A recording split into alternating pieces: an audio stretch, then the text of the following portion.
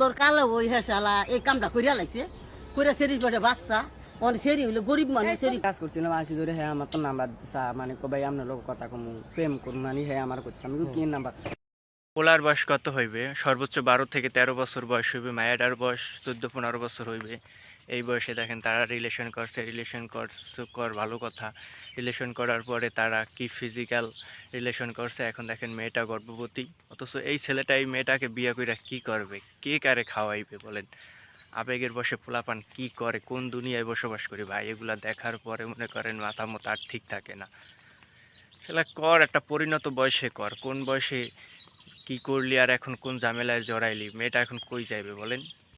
মেয়েটাকে দেখি মনে হয় মেয়েটা একটা গরিব ঘরের মেয়ে বা অসচ্ছল ফ্যামিলির মেয়ে, হয়তো আর এই বয়সে চাকরি করতো না। চাকরির সুবাদে তাদের দেখা, প্রেম এবং ফিজিক্যাল রিলেশন, দেন এখন তাদের পেটে বাচ্চা।